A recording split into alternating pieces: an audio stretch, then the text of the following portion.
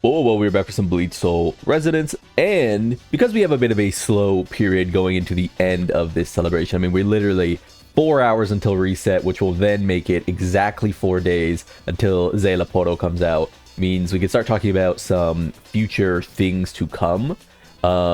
Expect this video to be very, what is it, like haptic sort of stream of consciousness. They're going to be just things I go over, things that just cross my mind. I've done a few of these videos where it's just sort of a pile up of information of things that I'm expecting. I want to talk about Szayelaporro's possible kit, which has not been revealed or anything, but this is going to be sort of a what I think he will get. So if it comes out that he is something different by the time this video goes up, just know I'm recording this, you can see it 4 hours before reset, which means we have not gotten any information as of me doing this video. Okay, so the first thing I want to start with is we have some it's been confirmed that after Half Anni, so Half Anni comes in, I mean, what, 4 weeks technically, I guess, like 4 to 5 weeks technically, like we're close, and we're gonna be getting Grimjoe. We know this, we know Grimjoe is coming. He will be our Half Anni unit. We're going to get an SR Grimjoe during the next wave of content when Szayelaporro's patch. And it's going to sort of hype us up for this character who is a hype character in and of himself, right? Going to be a great time for people returning, people who fell off. Maybe you want a new account. Starting a new account is one of those things that's kind of golden and gotcha because you get a lot of rewards really fast. You can do 1 million pulls. And it's one of the reasons people keep coming back to Epic 7. Epic 7 has one of the best, like, new player experiences. Easily Epic 7 has one of the best new player experiences, right? So what that means is we have that locked down. In the future, however, we have 2 things that we're sort of looking at as our landing spots, right? And those 2 things are the TYBW announcement and Adabel, who has been confirmed to be upcoming. However, TYBW is sort of the thing on people's minds. Who could we see? I'm going to say that we have 2 possible, I don't know, Cour 1. I don't know, it's like a French word or something, right? We have 2 possibilities for me coming out of like Cour 1. If they don't want to just skip ahead, which they could. I mean, tomorrow maybe they could be like, all right, it's gonna be Horn of Hope or whatever, right? Like, they could just be like, boom, we're just going to do whatever we want. You know what? Yabak, boom, we're going in. Sure, they could do that. More than likely, though, I think we start seeing a ramp up in. One of the reasons I think that we could see an Ichigo at the start, you know, this is like Save Soul Society Ichigo, I think, right? This is like that bit. And just imagine they pull in and the camera like faces him from the side as he arrives on the battlefield. Like, say you have him as your slot 1 character, you have him as a character coming in as an introduction. That shit would be hard. That'd be really hard. Like, this is the Ichigo I'm waiting for. You know, if we talk about like why I didn't reroll for Bankai Ichigo, right?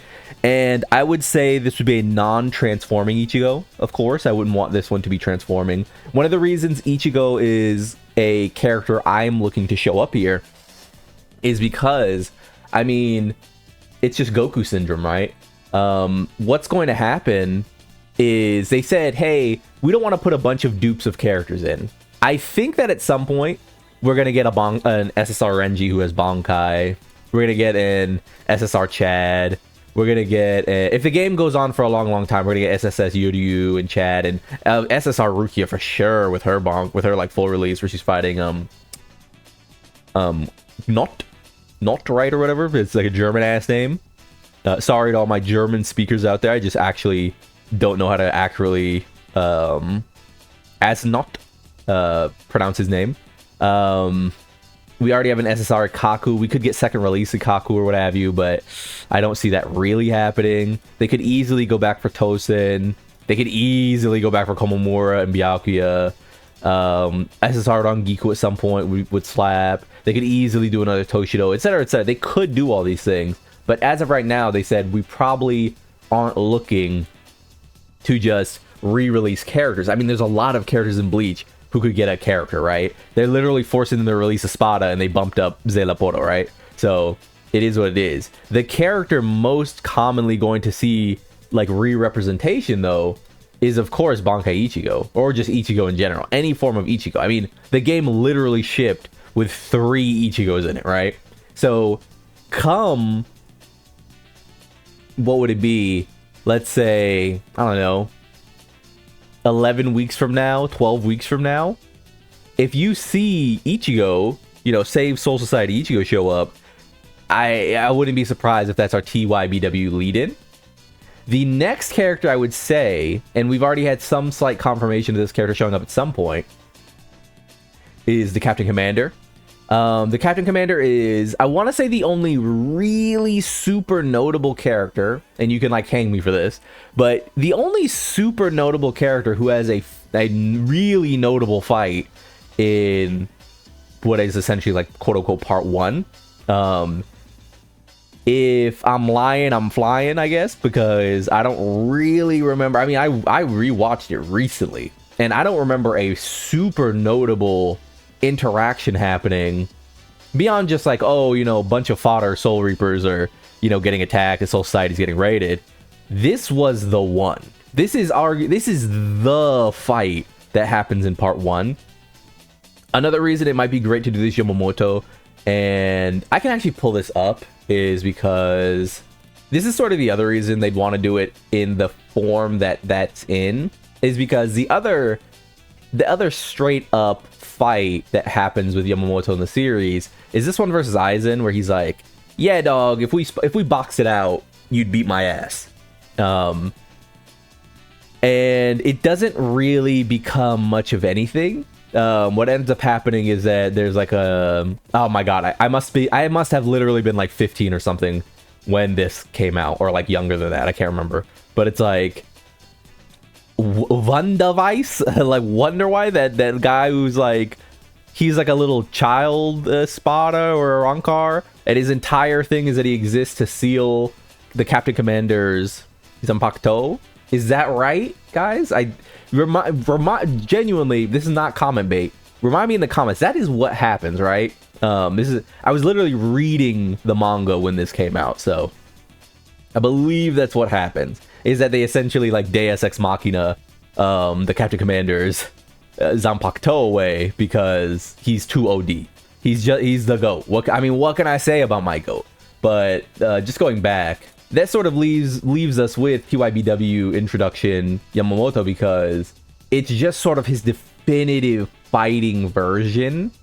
And I think no matter what, his character, if they don't want to make multiple of a character, if they don't want to make, an Ankar arc Yamamoto, and then, initial, reveal Yoruichi, and then, Black Cat, Thundercat Yoruichi, and then, Kisuke Yodohara Rankar arc, and then, TYBW, blah, blah, blah. Like, if they don't want to do that at least now, which, as long as the game goes on, we'll sort of get there. But if they don't want to do that now, especially for a character like Kenpachi, who definitely deserves another one, if you know, then I think this ends up just being the definitive version of the character that they can sit on for a long time.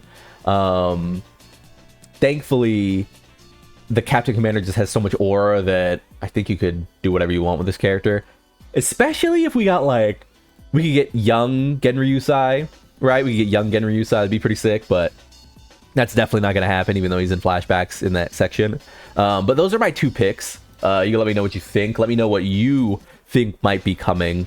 Next up, though, we can move away from talks of potential characters, and we can move on to what do we think Szayelaporro is going to do? Well, as I accidentally click out, I've been saying this for a while. Every support so far has been giving a similar boost, which is this big chunky crit damage.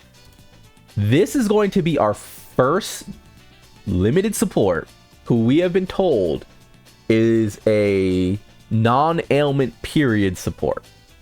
Now what they could do is just, Kisuke Yodohara is not an ailment support. They could just go this way again, right? Obviously. However, I think this is a perfect opportunity to stray from our norm and give us an SSR version of Yachiru. What I mean by that is, where is her actual buff? Yeah, here it is. All characters on the field, or on the team, gain 30% crit rate bonus for 15 seconds rather. That's when Yachiru is spectating. Release her ultimate does not replace the current on-field character, which is how she pops in, does her ult, and etc, etc. And it gives you this big, juicy crit rate.